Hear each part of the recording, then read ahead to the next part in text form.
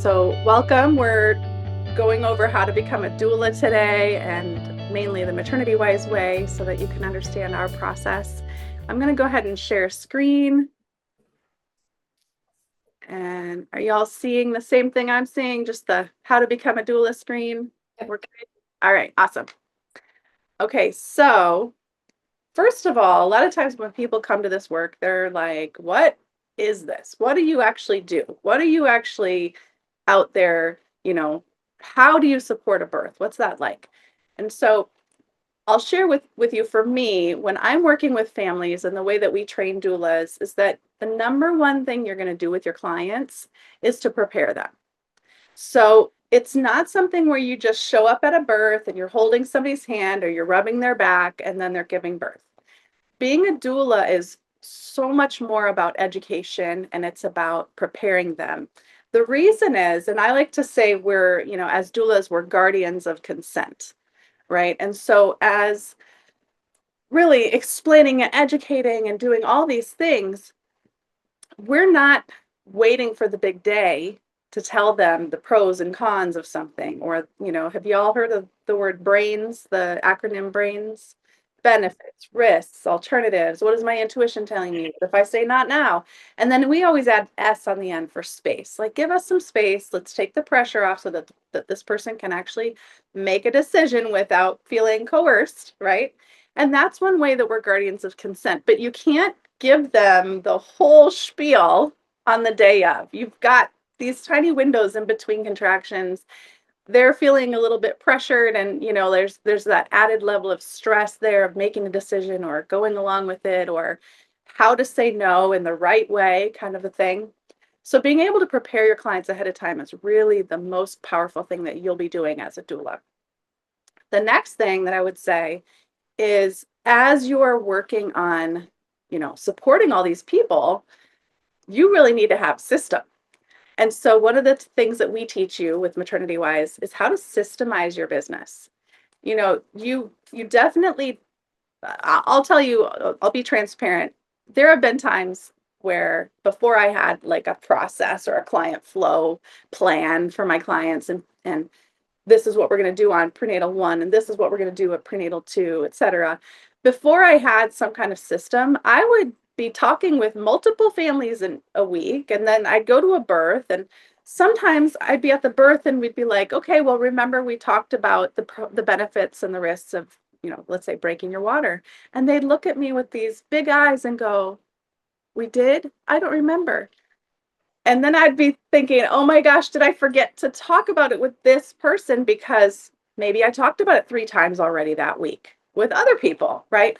And so being able to have some kind of system where you're explaining and educating and really preparing them, and then knowing kind of like when do they call you in labor, right? Everybody wants to know that. And so being able to give like a pat answer, this is what we do. This is my business. This is how I practice. This is when you're going to call me. Systemizing your business is going to save you a lot of headache. It's going to save you a lot of time. It's going to save you a lot of mistakes. And then lastly, obviously, know your stuff, because how something plays out in the real world is going to be a little different than what you read in books, right? And so with our programs, we try to give you, you're getting some really great reading material, but also you're going to have some real life questions to answer. So one of our, and you'll see later, one of our assignments is called a difficult scenarios call. And it's a Zoom call. You're going to log in. You're going to be in there with a bunch of other people. You're going to go through these difficult scenarios. Like, my client texted me in the middle of the night that her water broke. And when I woke up this morning, I saw that she had texted. And when I got in touch with her, she had already had the baby. Oh, that would be bad. Right? So how do we prevent that sort of thing from happening? And I'm not going to give you the answer because that's part of your assignments, but these are the sort of things that you need to think through ahead of time, so that not only are you prepared and you can help prevent that, but some of the scenarios that you get are real life, maybe, crisis type moments. And being able to sit and think through, okay, what would I do in this situation? And doing that ahead of time helps you to be prepared. And it also helps you when you know all aspects of like, so let's take water, breaking your water, for example. What's the difference between breaking your water at 3 centimeters and breaking your water at 9 centimeters, right? At some point, maybe it's a bad idea, and at some point, maybe it's an okay idea. So there's going to be nuances in how you explain things to your clients, and you can't really understand those nuances unless you know your stuff. So the next question is, what is the MaternityWise philosophy, really? Like, how are we coming about teaching you all these skills? Like, what's our viewpoint, right? So first of all, we're very well-rounded. We want, your families are going to expect you to have all the answers. So we want you to have all the answers. So even if they hire you just as their labor doula, guess what? You're the person that they know how to get a hold of. They know that you're going to answer their calls, their texts in the middle of the night. And during postpartum, there are questions that come up, and breastfeeding questions that come up in the middle of the night, right? When they're not going to be able to get a hold of their doctor or their midwife or whoever. They know that you're the go-to person. They know that you're the one who's going to answer them. Also, a lot of times people don't even see their care provider for 6 weeks after the birth. And to try to get a hold of somebody, if you've ever tried, it's really, really difficult. Right? Sometimes you call into an OB's office and you get a nurse and you get somebody else, and you're kind of passed around. You're not really getting the answers that you're looking for, or you're waiting for hours for someone to call you back. And so as a family, as they've, gone through labor with you, they've gone through that preparation with you, they really are hoping or expecting actually that you're going to have those afterwards answers for them. And so this is why we do a combo for most of our clients or most of our students. They take the combo. And that's because your care for your client and the trust your client puts in you doesn't end at birth. They're going to still expect you to have the answers. And if you don't have the answers and you think you do, you may give them advice that's not necessarily helpful. And especially with breastfeeding, if any of you know about how tricky breastfeeding can be, one wrong answer can just spiral somebody right off the deep end. So you become the go-to, the local guru. Your clients are going to talk about you. They're going to tell, their friends and sisters and neighbors about you. So being well-rounded is really important. The next thing is that we see this combo philosophy, this, labor plus postpartum plus lactation. We see that as the best care. You have this vision of seeing things from the end, right? You're seeing the whole spectrum, the whole experience that someone's going to have, and you're seeing it in the big picture. When I first started, I was really just very interested in birth, and I did a lot of postpartum too. But what I found as I did more and more postpartum was that if I didn't understand birth the way that I understood birth, I wouldn't really be able to validate them, help them question things, help them really unpack what happened to them in the labor experience. And that was being expected of me as a postpartum doula. And so even postpartum doulas, even if you never anticipate attending a single birth, having that knowledge helps you to navigate the postpartum mental health, the birth trauma, the piecing apart and the grieving process of a birth gone wrong. So being able to really understand that the beginning from the end and the end from the beginning is super, super important. And also to know, a lot of times people are really focused on preparing for the birth, and they're not prepared for the afterward. They don't necessarily seek out breastfeeding help. They don't necessarily seek out, newborn care education. And then they find themselves, kind of lost after the baby comes. And so you having that additional skills helps you to set them up beforehand and see their blind spots beforehand and help prepare them. And then obviously the continuity of care. You're one person who has been there through everything with them. They don't have to re-explain stuff, right? And you'll know even things that they don't necessarily know. You're going to recognize stuff that happened during the labor and birth that is now affecting their lactation, right? And so if they were to be referred out to a lactation consultant, they may not know that they should tell that missing piece of the puzzle. And or that lactation consultant might not even know to ask. or they might not recognize that it's affecting their breastfeeding relationship at that point. But you will, because you have that continuity of care and you have that education from the beginning. Now, sorry, I'm just going to move my little thing over so I can see the whole screen. So the other thing about MaternityWise is we make sure you're business smart. We want to help you to talk to your target market. We want to help you to, have this full spectrum of care so that you can not necessarily upsell your client, but it is upselling in that you have these added services where if they're out there, looking for a one-stop shop, that's way better than having somebody, that they got to go find somebody new for postpartum. And now they got to go find somebody new for lactation. You're there for all of it. And if you take our infant sleep classes, then you'll be there for that too. So you have the opportunity to have so much more education, which means that you can then provide your clients with so many more services. Now, what is our process of certification? So we have 3 different tracks or pathways. Okay, we have the in-person track. This is where you're going to attend a workshop in person. If you don't have one near you, you can travel to one. Most of the time, our in-person workshops we usually rent out like an Airbnb or a Vrbo or something. And most of our locations have additional bedrooms, right? So we might fly a trainer into San Francisco and rent a house. And then there's extra bedrooms in the house and students that are coming from, further away. Either you're flying there too because you want to go to San Francisco, or you're driving in and it's a little too far to drive to every day. That's fine. Talk to us about staying in the house. That's an option. Then after you go to your workshop, you will still have some remaining assignments. Let's say your workshop that you want to go to is in October and you want to get through some of these assignments now, just ask us and we'll send them early, right? But if you don't and you just wait for the workshop, that's fine too. All your curriculum materials will be sent to you in the weeks prior to the workshop so that you have everything you need to do beforehand and you're ready to learn when you get there.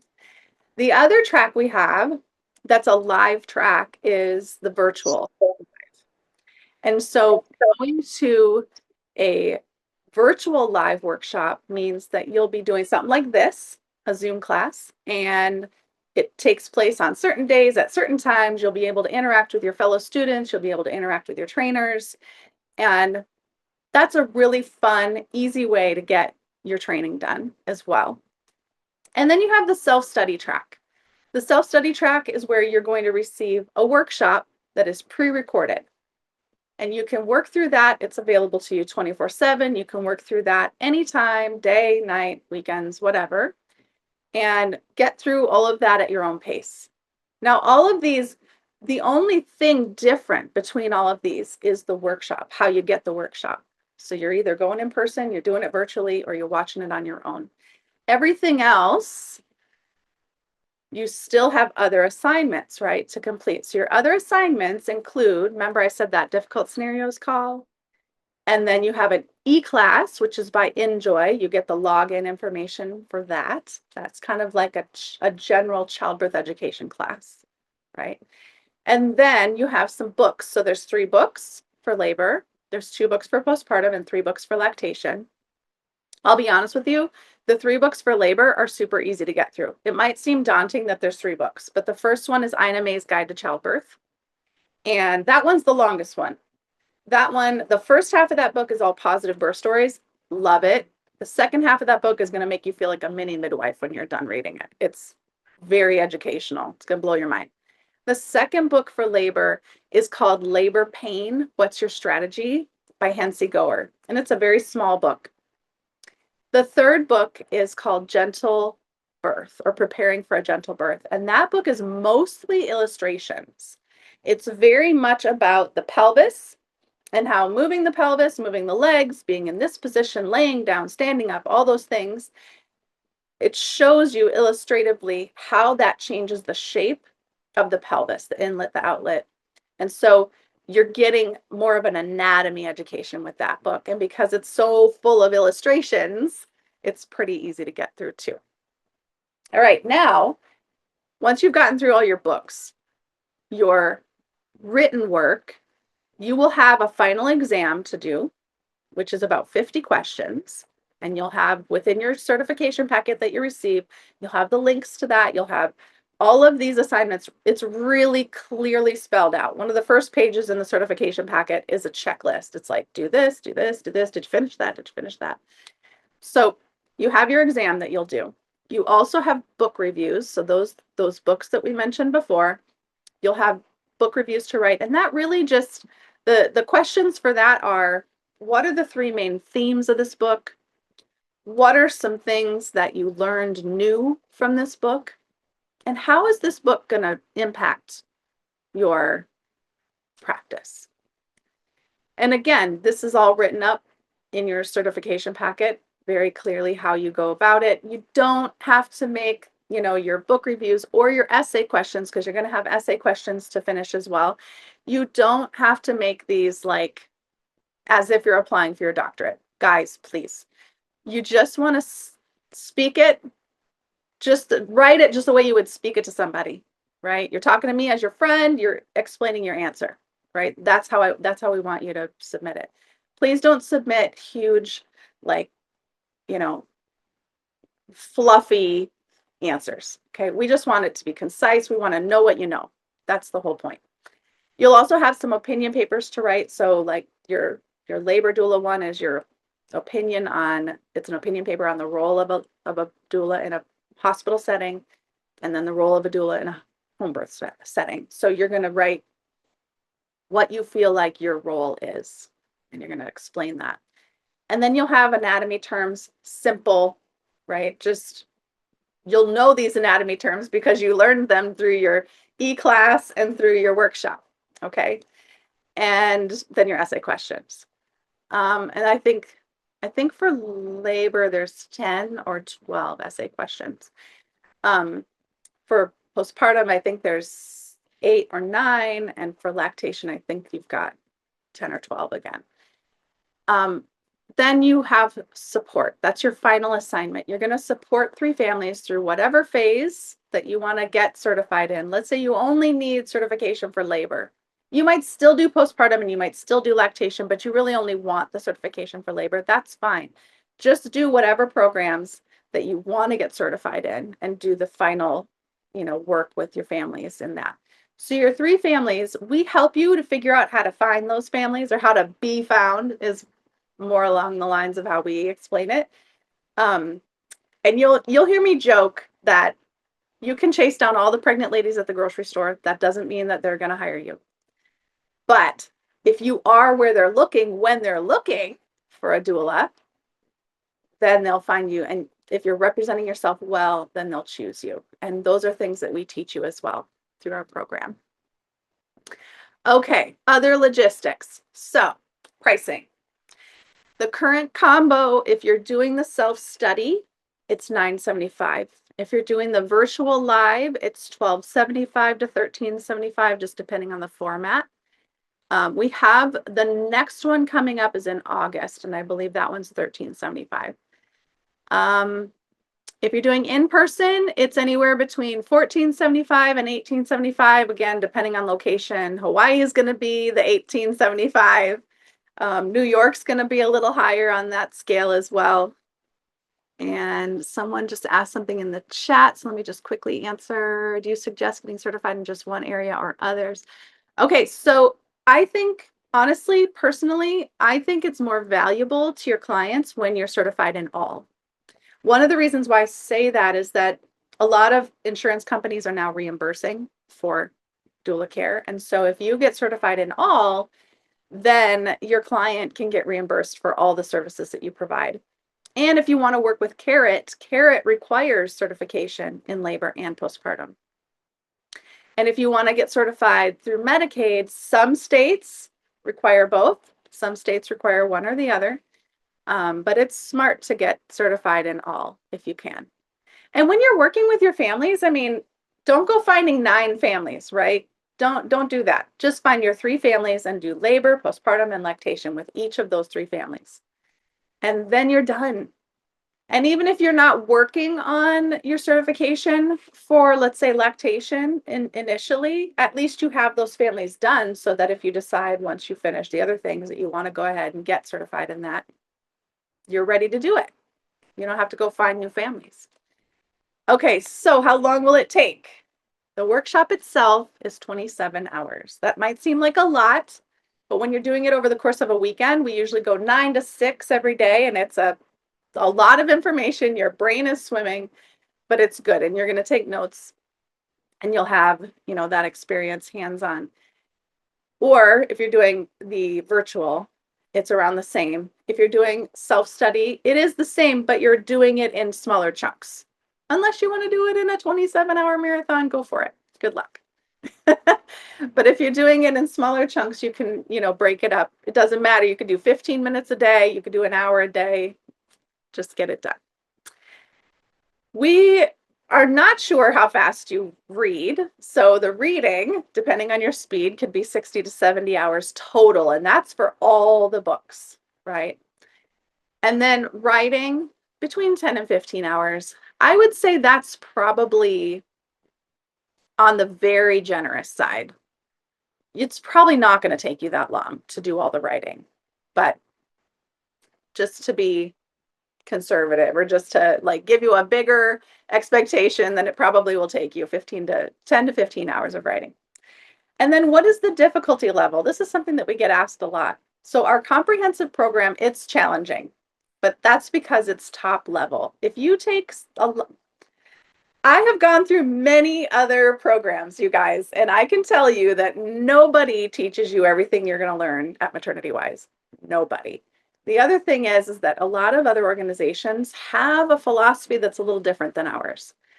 Ours, I don't want to call us renegades, but we're here to challenge what is currently happening. And the main reason why we're here to challenge what's currently happening in hospitals is because what's happening in hospitals isn't working. And so when we're doing this education, we're hoping to wake up some people and help them understand that A, they have options. B, this isn't rocket science. This is a natural body function, and you can understand it for yourself, and you can feel empowered to stand in your ability. And then also, we really want doulas who understand their role. So when I say that, a lot of doulas come into this work because maybe they had a bad birth experience themselves, or they know somebody who passed away or something like that. And so they kind of come in with a birth avenger type attitude, which not so great because it's not your birth to avenge, right? And so we're trying to make sure that our clients are feeling empowered while not carrying the burden of what we experienced previously. And so knowing your role is really important so that you can very diplomatically navigate the sometimes pretty tumultuous waters of different birthing locations. So I don't want to lay it only at the feet of hospitals, although that's mainly where it's happening, that we're having issues. But even in birth centers, sometimes women are not feeling that empowered in their birth. And so we want to make sure that no matter where someone's giving birth, that as a doula, we can empower them. Well, we can equip them. We can educate them and equip them, and we can stand under them and make sure that their voices are being heard. So we're doing advocacy work in that way, but we're not taking over their power. We're not trying to bestow upon them power that they don't have. They already have all the power, right? We just need to honor it and respect it and make sure that they are being honored and respected. And this is where the idea of doulas being guardians of consent comes in. So is it a difficult program? It can be. And if you come to it with a lot of personal baggage, we are here to help you heal and unravel that so that you can be what your clients need. Do quicker programs exist? Yes. But quality and philosophy and support matter. And that's the next thing I want to talk to you guys about. So we are an international board certification. We're the highest standard in an unregulated industry. All right. We are an independent certifying body, which means that we have accountability And we have independence at the same time, which is amazing. So our accountability comes from you guys. It comes from our members. It comes from our students. It comes from the families that our students serve. And then yet our independence means that we don't have to placate to anybody's ideas of how we should do our job. We get to say, this is how you advocate. This is how you do your job. This is how you support families, which is beautiful. We don't want there to be a hierarchy of who gets to say how doulas operate. And the main reason for that is because when you set that hierarchy up, who exists in the maternity world?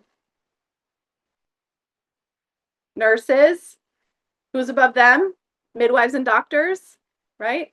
So if midwives were able to say, this is how doulas work, this is how doulas should work, we'd probably agree with most of what they're saying, right? But not probably OBGYNs.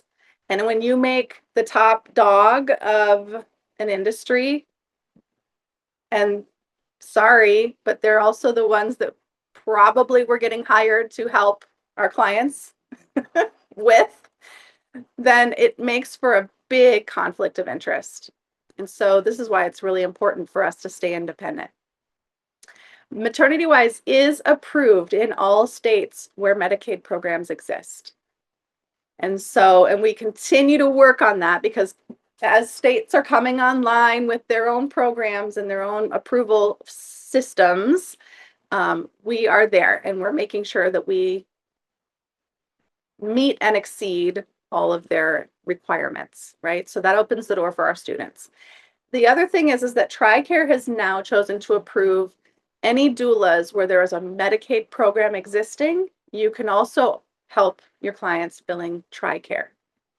So if there's a Medicaid program in your state and you're approved within the Medicaid program, you're also approved with TRICARE, which is amazing. So the other thing is that we're recognized globally. Doesn't matter where you go, you're going to find students from MaternityWise. We're all over the place. And we have a standardized curriculum. In a lot of the other programs that exist, the trainer sets the curriculum. There's a checklist of things that you need to go over as a trainer, but they're not telling you what to teach. This is a big problem because you can go from one training, and this happened to me. I went to a training early on, 2001 or 2002 with Gail Tully. If you guys know who Gail Tully is, she's the spinning babies lady. Love her to pieces. She is one of my favorite mentors I've ever had in my life. Love her so much. Her training that I took was phenomenal. This was before spinning babies was a thing. She had like these little stapled packets that she gave each of us. Awesome.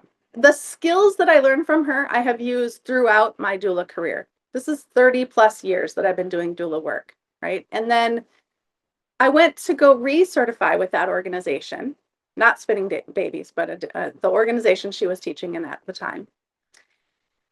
I went to recertify and I thought, well, I'll go to another trainer. I'll see what I can learn from another trainer. And I just thought this is going to be amazing, right? I've got all these skills from Gail. I'm going to go learn some more. And the next training I went to was abysmal.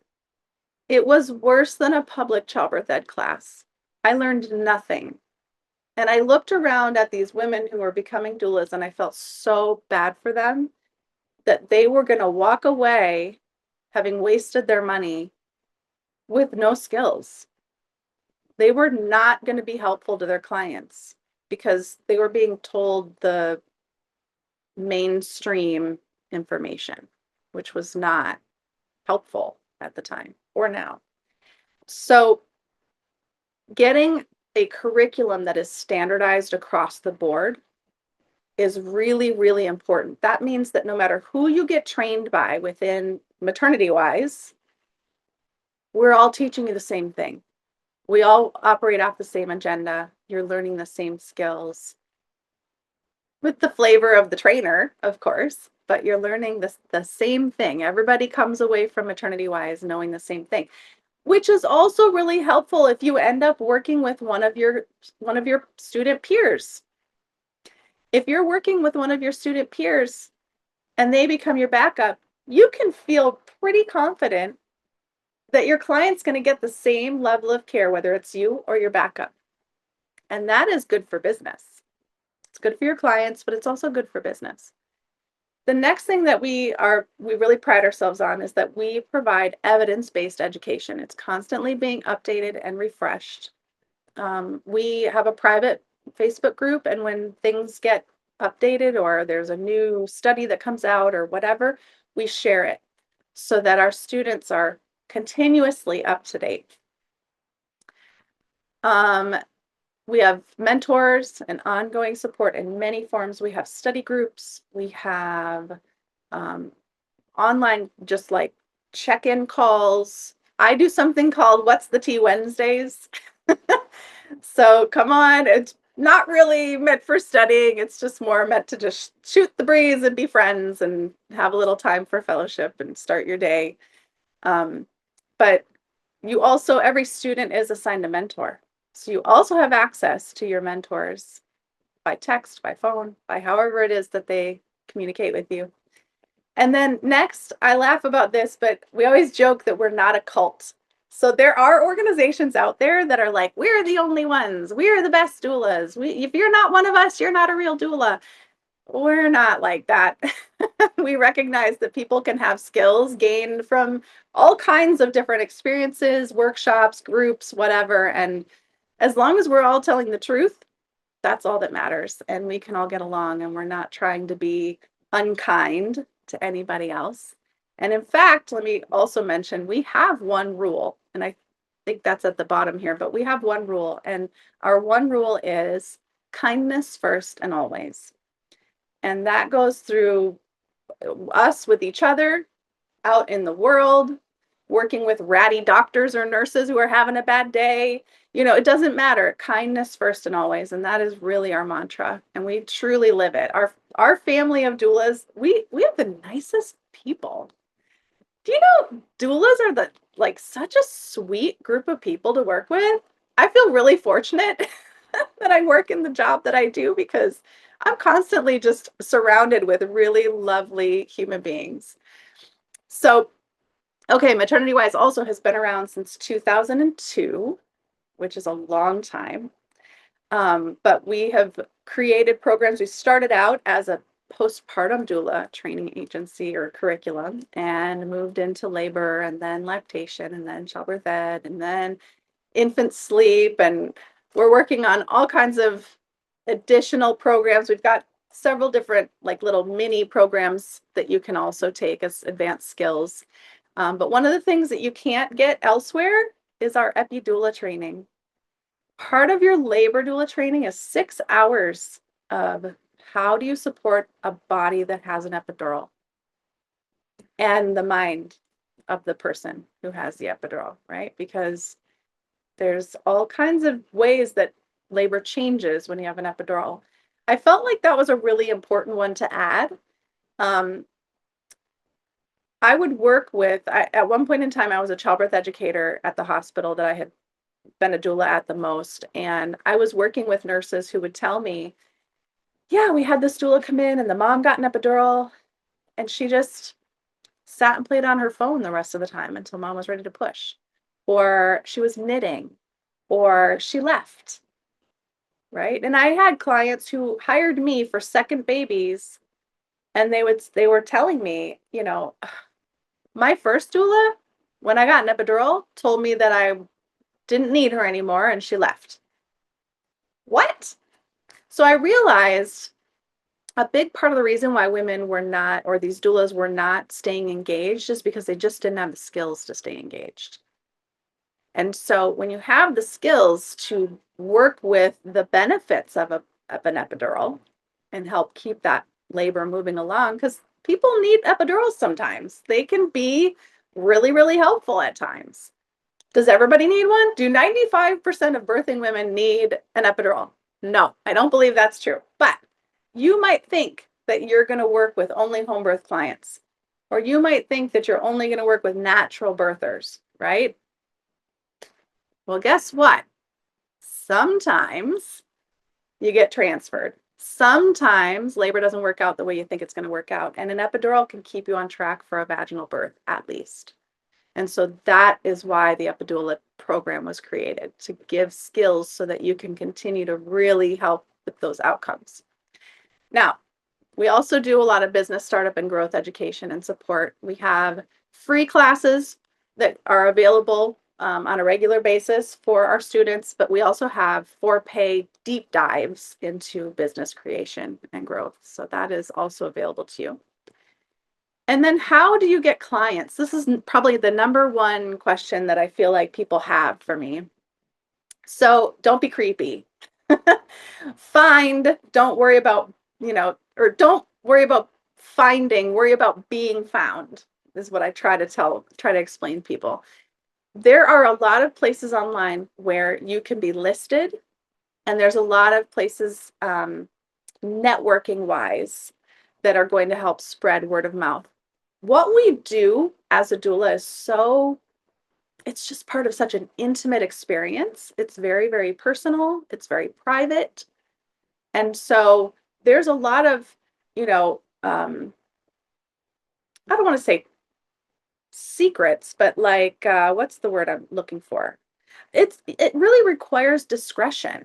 It requires understanding, the professionalism of what to talk about, what not to talk about, how to care for your client without triggering them. Just like there's so many different pieces that go into being a doula that your clients are really depending on you to understand how to show up for them without being overbearing. Does that make sense? So we teach you how to be found, and we teach you how to foster word of mouth and how to work on your networks and on your community, right? Because word of mouth is huge. That is how you're going to get more and more clients. Starting out, I recommend when you're doing your certification, offer free services because that's the fastest way. You're going to get your clients super fast that way. And then those clients are going to go on to tell other people about you. So that starts off your word of mouth. Okay. And then also just having a mentality of blessing over scarcity. Because if you have a mentality of scarcity, you're going to think you have to compete with other doulas.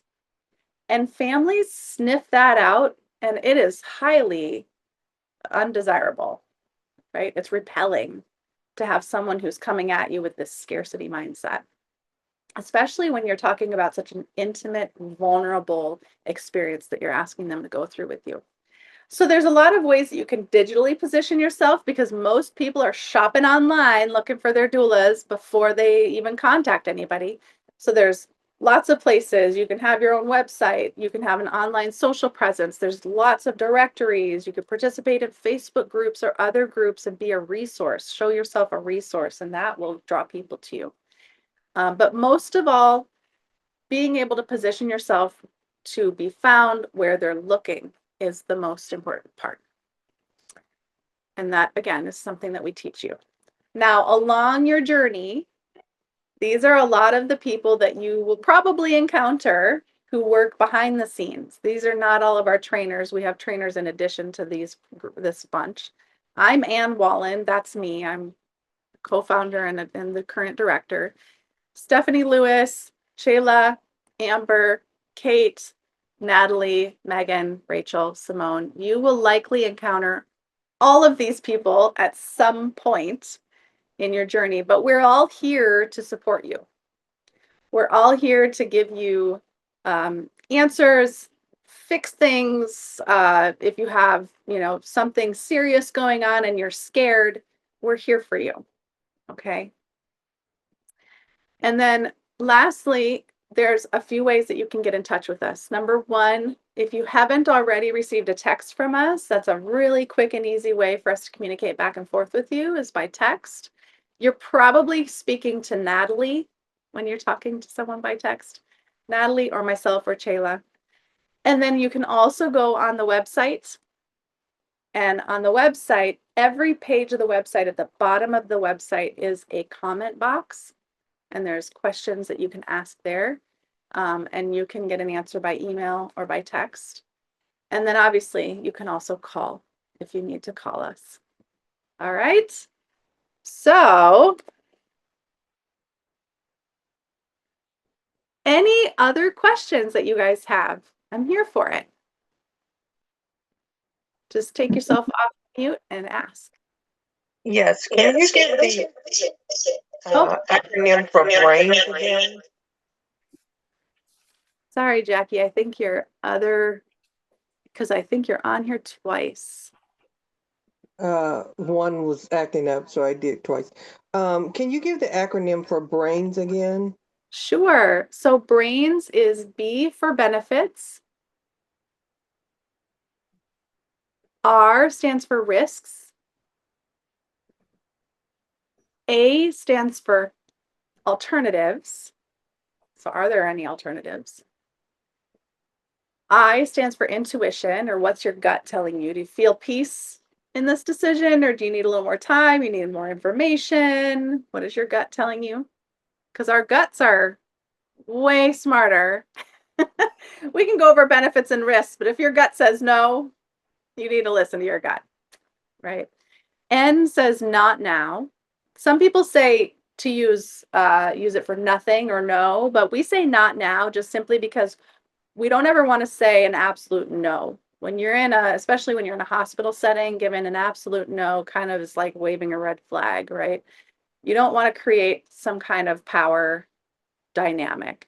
You want to just say not now, give us time, whatever, but not now allows the possibility that we might consider doing it in the future, but right now is a no. And then S is for space. And the reason why we add the S is because you can go over all these other things, but if you don't have, a minute to think and process and in between contractions that are coming every 2 minutes, like it can be hard to make decisions, right?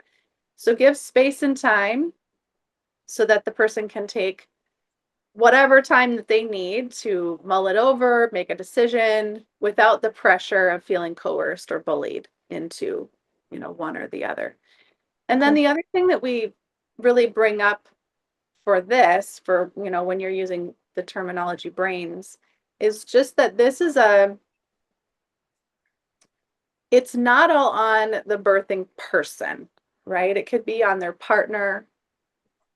You as the doula might have some insight that you want to share with them, right? Or maybe the person just has more questions to ask, right? And then they can ask their doctor or their nurse or their midwife some more questions. But the idea is that we want there to be informed consent, right? And informed consent means they have all the information that they need to make the decision, not necessarily that, they're going to make the decision that their caregiver wants them to make, but that they have the whole story and not just, because a lot of times in the hospital, and not saying that all doctors and nurses or midwives, not saying that anyone is a bad caregiver or that all that are bad caregivers. The fact is that nobody gets up, and says, oh, I want to ruin someone's birth today.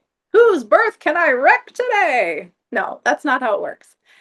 They're not getting into this work because they're trying to be a jerk, but their education only takes them so far. And in a hospital setting, they're educated on symptoms equal procedure or pill or whatever, and not necessarily what these alternatives include. And they're definitely they're not taught to trust the biological process of birth. And so for those reasons, they're coming at it with fear. They're coming at it with, and maybe they've had a bad outcome, right? So it can happen that a doctor comes into your room and they've just had a bad outcome, and they're going to be more aggressive toward interventions and more aggressive toward active management, just simply because they just went through something and they're, as a human, don't want it to happen again, right? They don't want you to have a bad outcome, but they don't know how to manage something that's a mystery. And birth is a mystery. We can't dictate it. We can't formulate it, right? Those are very masculine ways to manage something that's a feminine process. And the feminine is mysterious, guys. So much about it is mysterious, right? And you can't calculate the birth experience. And so for that reason, a lot of times practitioners come into it with apprehension. They're nervous because they can't control it. You know, they're thinking about bad outcomes that may have happened, or that they've been scared, you know, scared thinking that it's going to happen if they don't do this or that, right? And so they come at it with their own biases.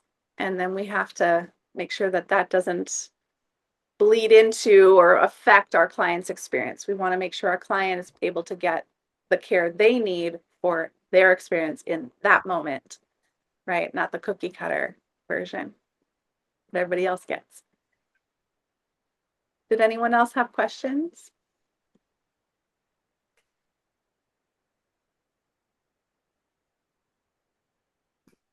Okay. Well, since you made it through this far, write this down. Doula, all capitals, DOULA 100, no spaces. Doula 100. When you go to get enrolled, put that in the promo code area and you'll get $100 off your enrollment. Okay. Thanks for spending a little time with me today. If you have any other questions, or if something comes up and you're like, oh, I should have asked that, it's fine. Just go to the website, go to the bottom of the page, any page, type in your question, and we'll be able to respond.